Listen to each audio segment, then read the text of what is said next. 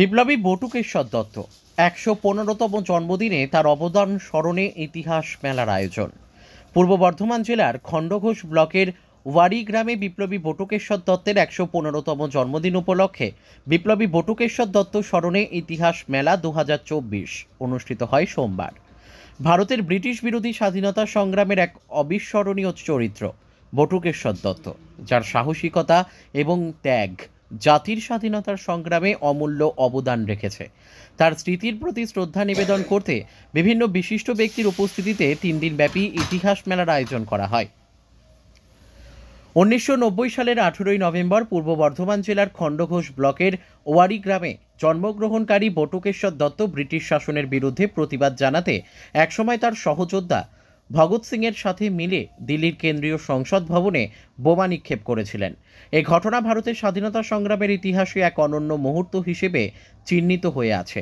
তাদের লক্ষ্য ছিল কোনো প্রাণঘাতী হামলা করা নয়, বরং ব্রিটিশ শাসনের বিরুদ্ধে সশস্ত্র আন্দোলনের মাধ্যমে সারা দেশে প্রতিবাদ ছড়িয়ে দেওয়া। বটুকেশ্বর দত্তের জীবন ছিল এক নিঃস্বার্থ সংগ্রামের গল্প। শৈশব থেকে দেশপ্রেমে উদ্বুদ্ধ হয়ে তিনি বিপ্লবী সংগঠন হিন্দুস্তান রিপাবলিকান অ্যাসোসিয়েশনে যোগ দেন এবং ভগৎ সিং, চন্দ্রশেখর আজাদদের সাথে যুক্ত হয়ে স্বাধীনতার সংগ্রামে অংশ নেন। এর পাশাপাশি বিপ্লবী চেতনা ছড়িয়ে দিতে তিনি বোমা তৈরির কাজে দক্ষতা অর্জন করেন। ১৯২৯ সালের ৮ই এপ্রিল সংসদ ভবনে বোমা নিক্ষেপের পর তারা স্লোগান দিয়েছিলেন ইনকলাব জিন্দাবাদ, যা পরবর্তীতে জাতীয় স্লোগান হিসেবে পরিচিত হয়।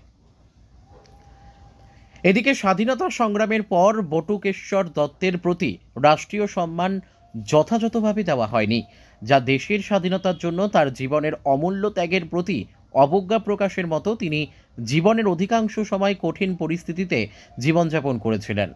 ১৯৬৪ সালে গুরুতর অসুস্থ অবস্থায় যখন তাকে যথাযথ চিকিৎসা দেওয়া হয়নি, তখন তার সহযোদ্ধা চমনলাল আজাদ এক প্রতিবাদী চিঠি লিখে পাঞ্জাব সরকারের দৃষ্টি আকর্ষণ করেন, যার ফলস্বরূপ তাকে চিকিৎসা সহায়তা দেওয়া হয়। এরপর ১৯৬৫ সালের ২০ মে তিনি পরলোক গমন করেন।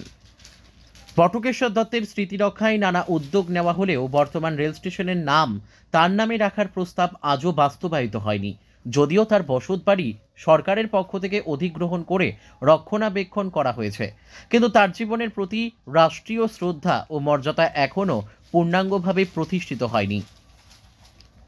সোমবার ১৮ই নভেম্বর ইতিহাস মেলায় যোগ দেন পূর্ব বর্ধমানের জেলা শাসক Ayesha Rani A, IAS, PO cum DWO backward classes Krishnendu Kumar Mondal, Bardhaman Sadar দক্ষিণ মহকুমা শাসক বুদ্ধদেব পান, খণ্ডঘোষ ব্লক সমষ্টি উন্নয়ন আধিকারিক অভিক কুমার ব্যানার্জি, খণ্ডঘোষ থানার অফিসার ইনচার্জ পঙ্কজ নস্কর, গবেষক ডক্টর রমজান আলী, গাছ মাস্টার খ্যাত অরূপ চৌধুরী সহ অন্যান্য বিশিষ্ট ব্যক্তিরা।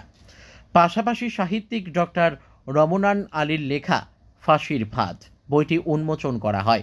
মেলায় অংশগ্রহণকারী স্থানীয় মানুষরা দাবি করেন খণ্ডঘোষ থানার অন্তর্গত বোয়াইচণ্ডী রেল স্টেশনের নাম বটুকেশ্বর দত্ত নামে নামকরণ করা হোক, যা এখনও কার্যকর হয়নি।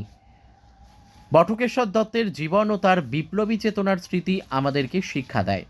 শাসকের বিরুদ্ধে একান্ত দৃঢ়তার সাথে দাঁড়িয়ে দেশের স্বাধীনতার জন্য নিজের জীবন উৎসর্গ করতে হয়। তার অবদান আমরা কখনো ভুলতে পারবো না। ব্যুরো রিপোর্ট আমাদের ম্যাডাম, টিভি। বীর বিপ্লবীর বাড়িটা সংরক্ষণ হলেও তার পাশে যেটা সুড়ঙ্গ, সেই সুড়ঙ্গটা এখনো পর্যন্ত অধিগ্রহণ হয়েছে, কিন্তু সংরক্ষণের কাজ শুরু হয়নি। কি বলবেন? এই কাজগুলো অলরেডি টেক আপ করা হয়েছে, আমরা এই কাজগুলো শেষ করে দেবো। এই খণ্ডঘোষ বাসিন্দাদের একটা দাবি আছে যে বয়চণ্ডী স্টেশন দীর্ঘদিন ধরে আছে, সেই বয়চণ্ডী স্টেশনটি এই বীর বিপ্লবীর নামে করা হোক, একটা দাবি তুলছে। কোনো প্রপোজাল নিলে আমরা উচ্চ পর্যায়ে এগুলো পাঠিয়ে দেবো। ম্যাডাম, এলেন এখানে দেখলেন, ঘুরে দেখলেন, বিপ্লবীর বসত ভিটাও দেখলেন, কেমন লাগলো কি তো বলবেন? খুব এখানে আসতে পেরে আমি নিজেকে খুব গর্বিত মনে করছি। এগুলো মানে আমাদের আরও সংরক্ষণ করে রাখা এবং নতুন প্রজন্মের কাছে তুলে দেওয়া খুব দরকার আছে। এগুলো নিয়ে আমরা আরও প্রশাসন কাজ করব। Thank you madam.